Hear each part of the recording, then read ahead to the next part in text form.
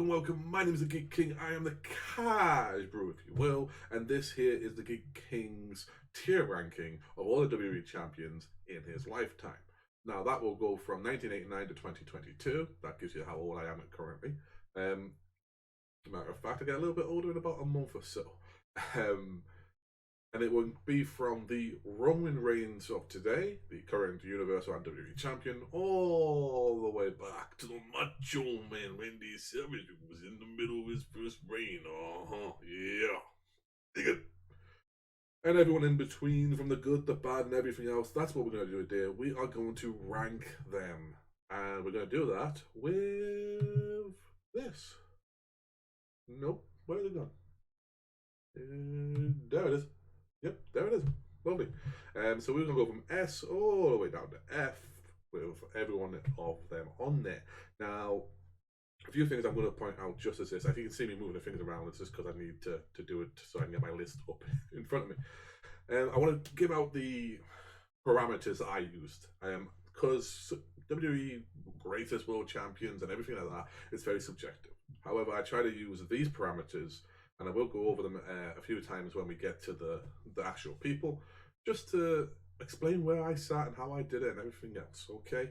So, first of all, it was a personal impact on myself, so the impact that the champion had when I was watching as a fan during their reign.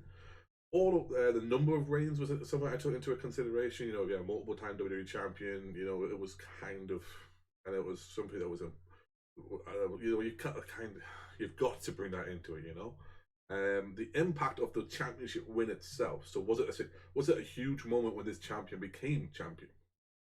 And when it did, was it a big moment? Was it a huge wrestling moment? Was it a shock? That sort of thing. Length of reigns, combined reigns. So you know how long do they actually hold it for? Because some of the people that we hear and we think about in terms of like wrestling and that, you're like, oh, of course, you know, they're a multiple-time world champion. But the multiple-time world champion could be like for a combined like month. So I took that into consideration. Meaning as a champion, like what did they mean as the champion? You know, there's the old saying of the belt makes the man, and the man doesn't. Sorry, the man doesn't make the belt. What is it? The belt makes the man, and the man doesn't make the belt. Something like that, right? The man makes the belt. The belt doesn't make the man. That's supposed to be what it is. Or switch it up. I don't know. No doubt you'll tell me in the comments that I got it wrong, and you'll correct me, and there'll be a little whatever in that. So yeah, that was the case there. And then the impact of the reigns, like if they held it for a long period of time, though, like yeah, but did they do much with it? Was it a significant one? Was like, okay, he held it for 3 months, but did he just feud with Randy Orton? That sort of thing, you know, like that's what we came up to. Now, all subjective. This is my personal ranking, and no doubt there'll be other people that would disagree. Maybe some people that would agree with the majority of this. As always, you know what to do below in the comments. Let me know. Hit me up. You want to hit me up on Twitter? You can find me on Geek Streams, G33K STREAMS. You'll find it on there. If you want to hit me up on any of this at all, comment all on there. Now, before we go any further, I would like to do a quick plug, just a quick one, that for the Men in Armchairs merchandise. You can find us, as always, on Redbubble at geekking.redbubble, G33KKING.redbubble.com.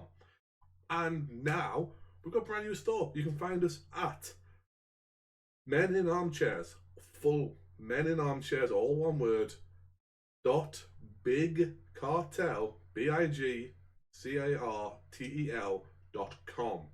You can find us there. Links are in the description below, and you can find all your good merchandise there. You can find some variants of the old stuff on Big Cartel. We've now got double-sided t-shirts, and as well as that, we have hats available.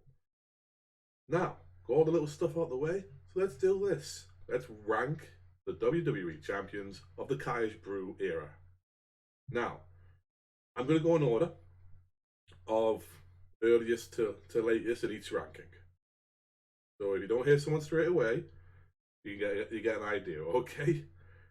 The very first person I put in the S rank, the top rank, number one, earliest person that when I think of significant champions is Bret the Hitman Hart. Now, Bret Hart was a 6-time champion, combined for 654 days. To me, Bret Hart was like the earliest champion I actually remember. Like, I remember watching Bret Hart as the WWE champion live, not watching videos or something like that, but watching actual TV, and that's who I saw. 6-time champion ticks that box. Impact of the win. Bret Hart always seemed significant when Bret won the title. Bret beat Yoko at Mania 10, and it was a huge moment.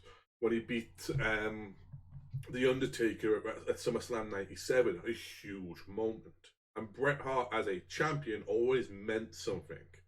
Like, Bret Hart sometimes meant more without the championship, but Bret Hart always meant something as the champion. Impact of the reign, it's significant. Bret Hart was the new generation leader before Diesel. Bret Hart was the man that everyone was chasing because Bret Hart brought in this new technical side of the business that we hadn't seen in New York in a long time. So it was definitely a significant impact. And the man that beat him and the boyhood dream that came true is the man that comes next. Shawn Michaels. Got to do Vince McMahon, right? Shawn Michaels, 3-time WWE champion, combined for 396 days. Some of them were shorter reigns, you know. I think of the Montreal one, you know, Montreal to like WrestleMania, so Survivor Series WrestleMania. That was a decent run. Obviously, he held it for quite a long time after he won it at WrestleMania 12, and there was a little run in between them as well. But that's not what it is. To me, Shawn Michaels is one of those people when I envision certain championship belts, I see certain wrestlers, and that was one of the ones on here. It's very much a personal one here. The impact of the win, the boyhood dream, you know, they still play that clip today. You know, and like, it was just, Shawn Michaels meant something as a champion. You know, Shawn Michaels was both as a heel and a babyface. Shawn Michaels meant something as a champion. Impact of the reign was that he was the transition guy of a huge era. You know, Shawn Michaels as a champion was the new generation guy. The end of the In Your House era. You know, but he was also the champion through into the Attitude Era's early days, and then when Stone Cold won, it was Shawn that he had to beat. You know, that's a significant impact. And then we get to the next one, which is Triple H. Triple H is a 9-time WWE champion for a combined 611 days. Now, Triple H was a significant champion because when you needed a belt to go on someone, you put it on Trips. You know, like, I can't undersell how much it was. He's also one of my personal favorites of all time, so he is going to get that bump on the impact thing. Number of reigns puts him straight at one of the top ones. You know, length of reign, that's like over 2 years nearly. Like, it's a significant chunk of change. His meaning as a champion, Triple H made you believe whenever he was going for a championship, whether it was the World Heavyweight, whether it was the WWE, that it was everything to him. Look at 2000 era Triple H. Like, when he was facing the likes of Kurt Angle, The Rock, Jericho, Austin, everything was to get that championship. Everything. That was it was the most significant thing to his life, and that made you believe that when he was a champion, he would do anything to keep that belt as well. Impact of his reign, Triple H was the guy. Like, think about when he during that era, but also later in the era when he held it on SmackDown. You know, Triple H was he held that as a flag bearer to me. Like, enough said. Then we get to Brock Lesnar. Brock Lesnar is a 7-time champion for a combined, 828 days. A lot of that was recently because Brock held the belt. You know, he was the guy that would hold the belt and disappear. But when I think of Brock Lesnar, I think of a man who held it during different iterations of his career. I think of the likes of, beating The Rock, beating Kurt Angle, The Big Show. And I think of him beating John Cena in such a way that we hadn't seen before. The Suplex City might have been birthed at WrestleMania 31 against Roman Reigns. But Suplex City was the concept, or maybe even concept, or even consummated, or made, or whatever whatever you want to say. When he fucked John Cena's career and just destroyed him. Like, I don't think we'd ever seen that. That's an impactful win. That when Brock Lesnar won the belt, it meant something. Brock Lesnar is a pay-per-view money guy. That's it. Then we get to John Cena. John Cena held the belt 13 times for 1,254 days. Them numbers alone puts him at this rank. John Cena also, if you envisioned any sort of WWE, I apologize for the hair that keeps irritating me and messing me up here, but it's just something I can't. I'm trying to deal with while I'm talking. John Cena, those numbers alone puts him on the S rank. The fact that as a champion, it was John Cena was the WWE and he was the WWE champion. John Cena was the guy everyone chased for the better part of a decade. His impact of the reign, John Cena was a generational superstar like Bruno Sammartino and Hulk Hogan, Stone Cold. But the difference being with some of them is that John Cena held the championship and it meant something.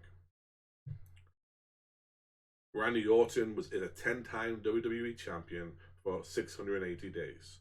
When I remember Randy Orton, I think of him as WWE champion in that sort of era. I think of the legacy and the Age of Orton era. The untouchable Viper, his impact meant something. He's a personal favorite of mine as well, though. The 10 times kind of bumps him above a little bit higher than he probably would have been if it had been 4 or 5. But yeah, Randy Orton goes on the list, and then rounding out the list is a shock to some people that know the Geek King, that know me personally, because rounding out the list of the S is CM Punk. CM Punk is a 2-time champion for 462 days. Those numbers don't really equal the rest of this. But when CM Punk was the WWE champion, the first time he did it, he took his belt and he went home. In a moment that will never die. He is the voice of the voiceless. He is all that good stuff, right?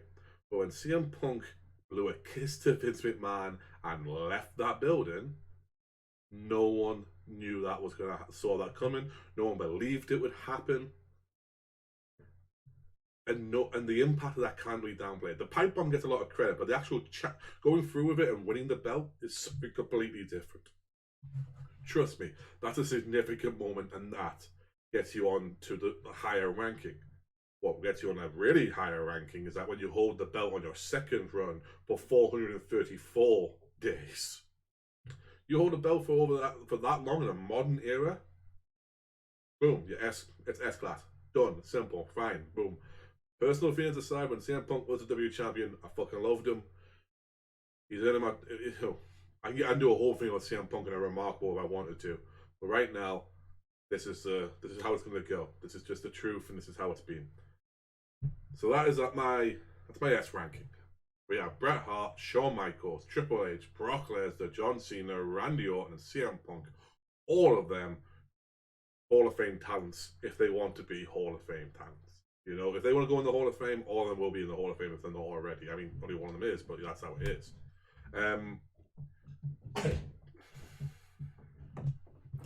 Next up, we've got the A rankings, so significant but slightly lower. It's the Macho Man Randy Savage, number 1, 520 days, 2-time champion. When I was born, he was middle of his first run, so he counts on that one. Macho Man is an all-time favorite of mine. I have merchandise for him of all sorts, t-shirts, bandanas, glasses, the whole whack. There's everyone who is a fan of MIA has heard me do Macho Man impressions, has heard me wax lyrically about the Macho Man. I'm not going to do it here because it's hard. It's no hard to argue. I will say him winning the first championship and beating Ted DiBiase in the final of the tournament at WrestleMania 4, huge moment for the Macho Man. It was the first champion really since Hogan. won his belt. So it was a big moment. Andre, yes, held it for 45 seconds, but come on, guys, let's not get into pedanticness. Bosses in here today.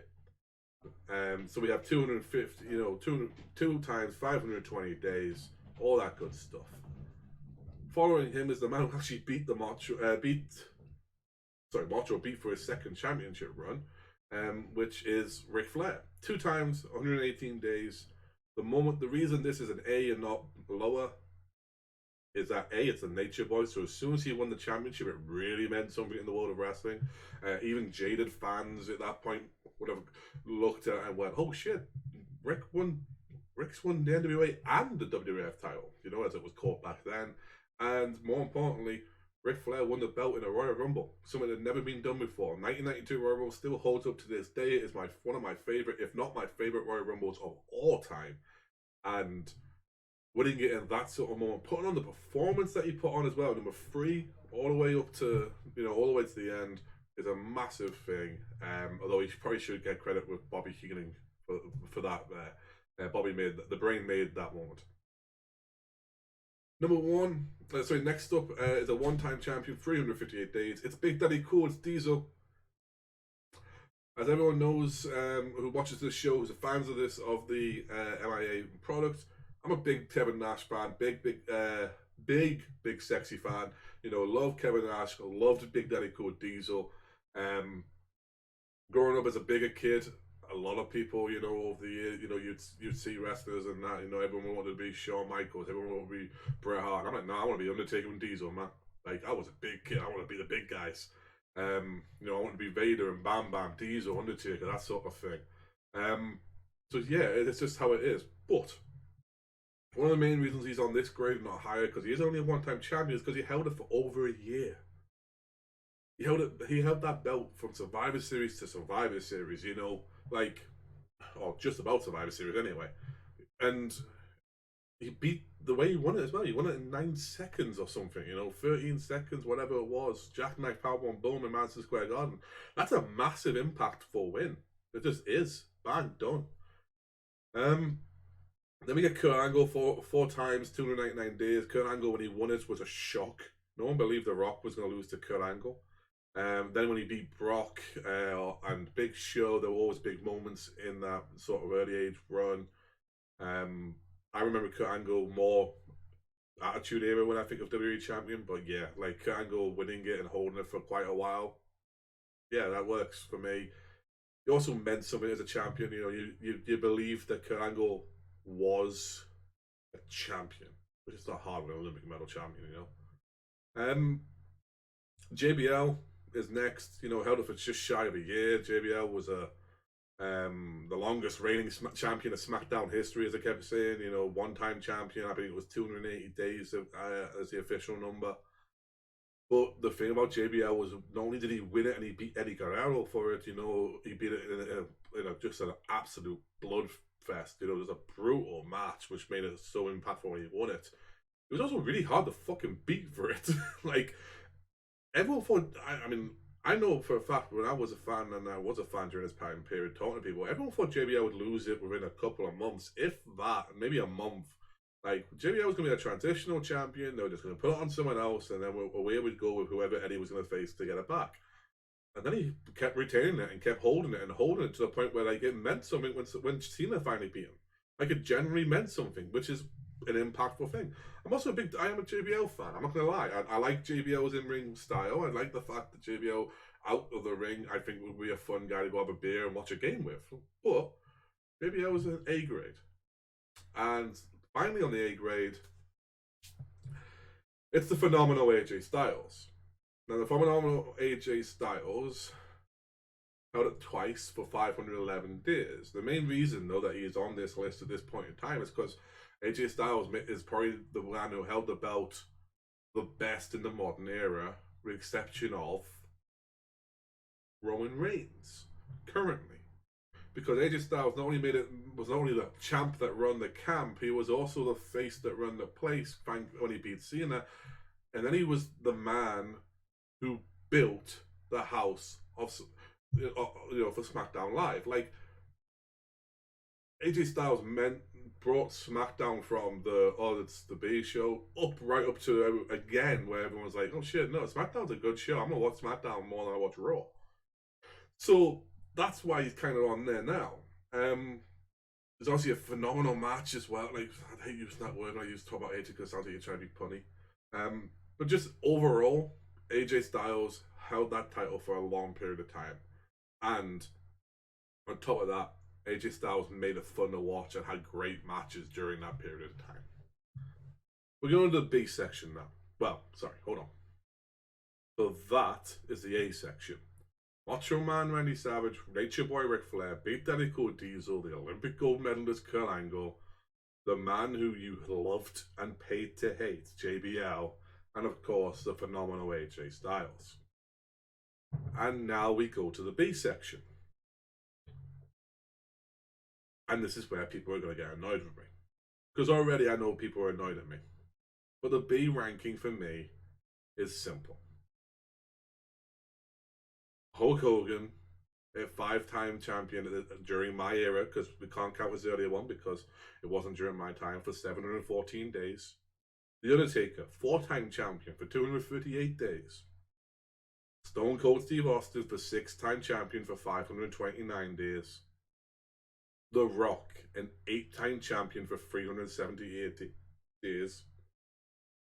And Chris Jericho, a 1-time champion for 998 days. You can see them there. And let me break it down a little bit. The Hulkster, not a fan of the Hulkster, so in personal impact, didn't care. Yes, that's a lot of reigns for a lot of times. But, similar to some of the others on this section, he was a placeholder a lot of the time. Hulk Hogan held the belt because there was no one else to put the belt on. Hogan's impact as a champion was that he was the best guy to have as champion, but he didn't have anyone that you really believed was ever going to take the belt off him. And also, regardless of how I feel, when Hogan was champion during this period of time, he had already made him the undefeatable Hulk Hogan. It just didn't work for me. Undertaker. Now, everyone knows I'm a huge Undertaker mark. Everyone. I've got an Undertaker tattoo, for crying out loud. But Taker's a 4-time champion for 238 days. Taker's longest and most significant reign was after WrestleMania 13, but do you remember any of the title matches? If you say Austin, you're probably going to start thinking it was Ministry versus Austin days in the First Blood match at Fully Loaded 99, which was 2 years later. When he was a champion in the 2000s as the Undertaker, you probably think of him with the big gold. You think of him with World Heavyweight Championship reign. WWE title was an undisputed WWE title, and he held it for 2 months. That's not a significant thing. I just can't do it. The personal thing of me does bring him up to a B, to be honest with you. Stone Cold Steve Austin for 6 times, 529 days. Austin held the belt the longest during his heel run, which everyone hated, and didn't really hold it that much longer afterwards. Beforehand, he held it for a few months at a time. And 6 times that's 6 times 500, 6 times 539 days. Let's have a quick look here. Sorry, hold on. I'm gonna do some maths right now for you. 529, motherfucker, 529 divided by 6. Averages out at 88 days. What's that? 2.5 months? Or just shy of 3 months? That means he held it, won it, defended it. So he'd win it, defend it twice, lose it. Or it'd be stripped of him, or something like that. I love Stone Cold Steve Austin, but honestly, Stone Cold was better chasing the title than he was as a champion. The Rock, 8 times for 378 days? The Rock at one point was a glorified transitional champion. He'd hold it for a month and then he'd drop it to someone else. He'd move the belt to someone else. I love The Rock. The Rock's one of my favorite guys of all time. The Rock is one of my favorite wrestlers of all time, favorite promos. I love The Rock's movies. I'm a big Rock fan. But that numbers doesn't make him those numbers just can't put him in any higher. I mean, yeah, when The Rock won the belt, it was a huge thing. Rock winning the Survivor Series '98. Rock winning the belt against Undertaker and Angle. Rock beating Triple H. The Rock beating Kurt Angle for the belt at No Way Out. I mean, they were going Rock and Austin. But The Rock always won the belt, and the belt came with The Rock. It was, I don't remember The Rock retaining it and making it something during his run. And Jericho. Jericho could and should probably be lower. But here's the deal. And Jericho won it. He won it, as he kept telling everyone, as you can see right there.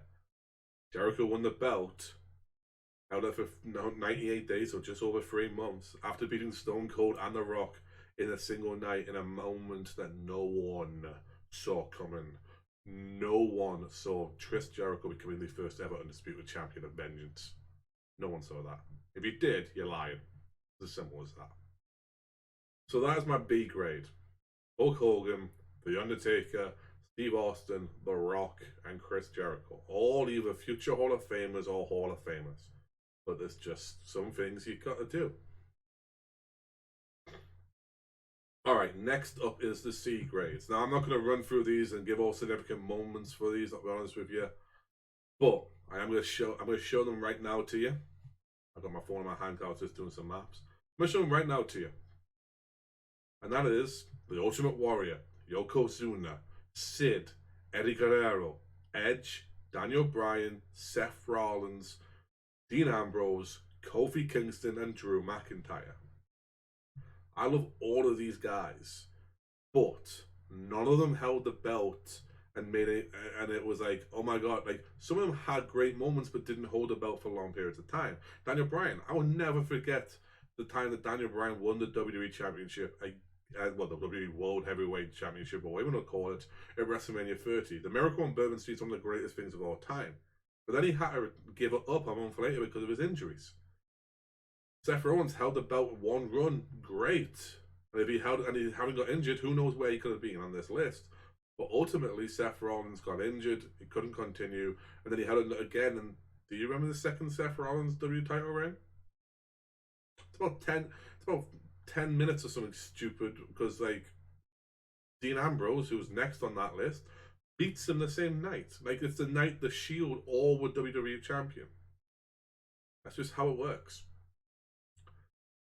Dean, once again, Dean was a good champion, but it felt like it was just, they didn't want to take the belt off him too quickly because they knew that everyone was expecting AJ to win it. Kofi Kingston, I wish so much that Kofi was higher on this list. I love Kofi Kingston, but all Kofi did was feud with Kevin Owens and feud with Randy Orton. The moment of him winning the belt is the reason he's probably higher on this list, because Kofi Mania is one of the best WrestleMania conclusions and one of the best storylines for WrestleMania I've ever seen. And Drew, look at about what I said about Kofi. Also, I think the pandemic impacts Drew a little bit. It felt average because of that. Because we were in the pandemic era and we were in the Thunderdome era, that it just felt kind of, yeah, cool, he's champion. None of us can go and see him, though. Like, it just felt a bit off, you know? So that's the list on there. The Ultimate Warrior, Yokozuna, Sid, Eddie Guerrero, Edge, Daniel Bryan, Seth Rollins, Dean Ambrose, Kofi Kingston, and Drew McIntyre. Let's get on to the D's. Now, D's obviously going to be a little bit below average. For me personally, they were kind of people that either didn't do anything significant with the reign, or were transitional champions, only held it for a small amount of time, but had something that didn't equate to below. Sergeant Slaughter was a one-time champion for 64 days. Held for like 2 months, leading from Royal Rumble to WrestleMania. And, you know, cool. The moment he won against, Ultimate Warrior was a big moment. Not a massively impactful one, though, because it was more about the story of Warrior and Savage than Slaughter winning. Also, the matches weren't great. And then it became a story more about Hulk Hogan defending the USA rather than the WWE Championship. Mankind, Mick himself has called himself the greatest transitional champion of all time. I love Mick. Mick's a great guy. I love chatting to Mick when I meet him, when I met him, and that was a great fun experience for me. Mick's one of my favorites. But WWE Champion, he was not one of the greatest of all time, and Mick will tell you that. Big Show was a a two-time WWE champion for 270 for 78 days. 78 days. I thought it was a lot longer when I thought about it, because I think Big Show, I think, oh, well, he held it for like, he beat. No, no, you sit there and you think about it, you think it's longer, but Big Show, he won it at Survivor Series. He lost it by 99, by the end of 99, because Triple H was champion. Then he won it, and then he won it against Brock at Survivor Series 2002, but he lost it at Armageddon like a month or so later, a month and a half later. So yeah, it was it's weird when you think about it. Like, Big Show has only held that belt for like a really small amount of time. RVD 21 time, 22 days. We all know the story of RVD. The reason he's not on like E or F is because RVD winning it at One Night Stand 06 was an impactful win. It was so cool to see him win that belt, and to see like the crowd and the pop and everything else. That's why. Batista, similar, when Batista beat John Cena for the belt, it was a big moment. Like, it was legitimately a huge deal. Batista beats him, but Batista also has one of the shortest reigns of history. Sheamus is a three-time champion for 183 days. When Sheamus beats Cena at TLC, everyone that I know thought it was a fucking botch. But that he botched the finish, they just had to go with it. And then they held the belt for a while. When he beat Roman Reigns, that was a more significant moment, so that gives him a little bit higher of a grade. But I don't remember anything he did as champion, like, on any of his runs. Like, he probably feuded with Cena again, and he feuded with probably Roman. I can't remember, like, if it was the last two of his runs were against Roman. I just doesn't come to mind. The Miz, two-time champion, 168 days. The Miz is a great heel, and I love the Miz, and he probably should deserve a bigger run, and especially if he wins it again. But he was a transitional champion to Bobby Lashley, and then it was a cash in that was a big moment. But just the stuff that he did in between the Randy Orton to Cena. What, he had a match with R-Truth and a match with John Morrison. He had some feuds with John Cena and The Rock. Okay, I guess. And then we come to Roman Reigns. Roman Reigns has held the championship for four times, and is currently, as of recording it, for 129 days. Before now, though, it didn't mean anything. It was just, oh, Roman won the championship. I mean, one of those runs, he holds it for like, what, 6 minutes? Like, that's just, I can't give you any higher. Jinder Mahal, 170 days, one title run. Listen, Jinder was a shock to me. The fact that Jinder kept retaining the championship was a bigger shock to me. The fact that Jinder Mahal beat Randy Orton in multiple matches. That's some good stuff. But you got to do more to get higher in this list. You can't just beat Randy Orton and hold it for a few months and then lose it in Manchester on SmackDown to AJ Styles, because that's more of an AJ moment than it is for you. The impact of the reign is nothing. Similar to these two, unfortunately. The next two is Bobby Lashley for two times for 215 days. I loved Bobby's initial run as this heel champion. I thought that was great. I'm a big Hurt Locker sort of Hurt Business fan. I wish they could have stayed around as a group and whatnot. But the impact of the reign wasn't much. Like, I thought it was fun. I thought it was cool to see Bobby do it, and like Bobby face off with all these different these people. But once again, the pandemic kind of impacted it a little bit. And it just, I mean, I can't remember really who he's faced other than Drew at Mania, and the Miz to win it. I thought the way they did it was good, but it's one of those things. And finally, the other person that unfortunately the reign wasn't great is Big E. I love Big E, but Big E's reign was not what we wanted for a Big E reign. We wanted Big E to be champion, but we didn't want it this way, to have a reign like that. And then He loses it day one to Brock Lesnar, and everyone's like, "Oh God, here we go!" Just so they could get to the unification match. There was a better way to do that rather than a multiple man match as well. So I mean, it is what it is. But like that was unfortunate. That's the rankings for the D, and some people are gonna be upset about that. But honestly, if you can logically change my mind, put it in the comments below. But yeah, Sergeant Slaughter, Mankind, Big Show, RVD, Batista, Sheamus, The Miz, Roman Reigns, Jinder Mahal, Bobby Lashley, and Big E. Coming up next, we have the E's, which is there's two of them. So show the board. Alberto Del Rio and Bray Wyatt. Can't stand Alberto Del Rio, and it's not because of his heel work. Didn't like him back then either, and it wasn't because of his heel work. There was always something about Alberto Del Rio I just didn't like. The best thing about Alberto Del Rio, Ricardo Rodriguez. For those who know the old Ricardo Rodriguez from TMO. Alberto held it for 2 times for 84 days. The most significant thing about that was he was the man who cashed in on CM Punk after the SummerSlam match between Cena. He held it for a little longer, but then eventually lost it. Like we all knew he was gonna. I can't remember the second. I can't remember when he won this.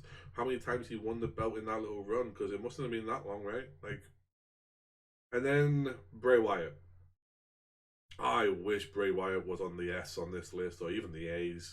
I'd take a C grade Bray Wyatt title win.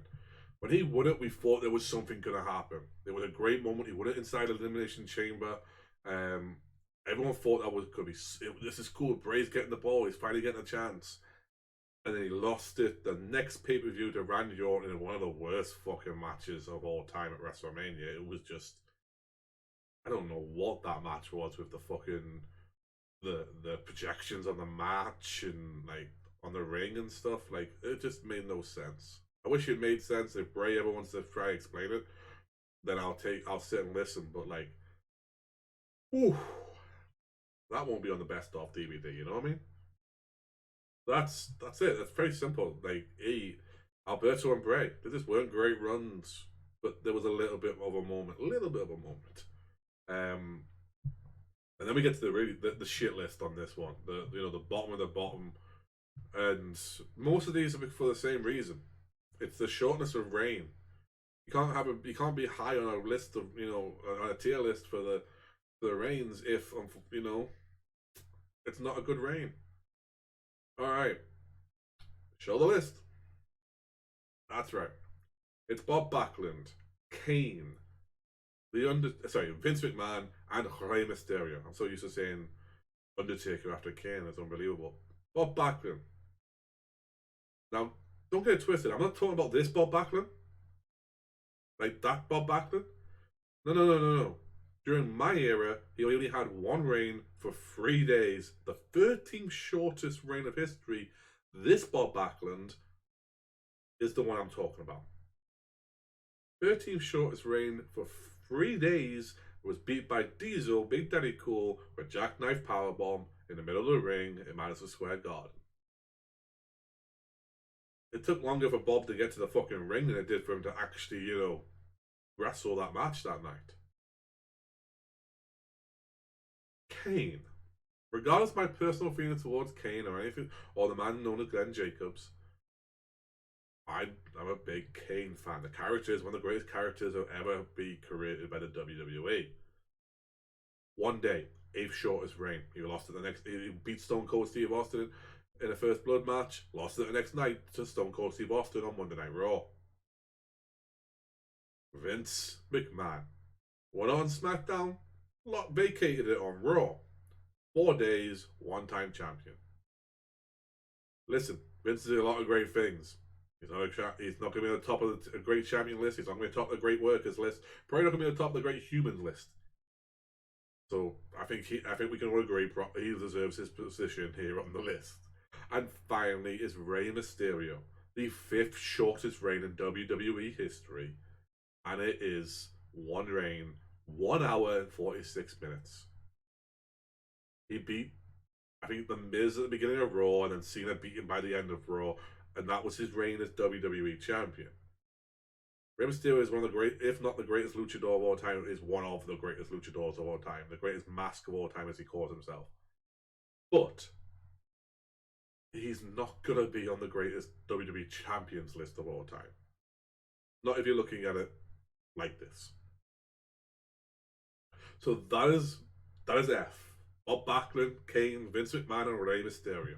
Now, I've gone well over what I planned to do on this video. I was going to do this really quickly, but when I start explaining myself, you know what I'm like.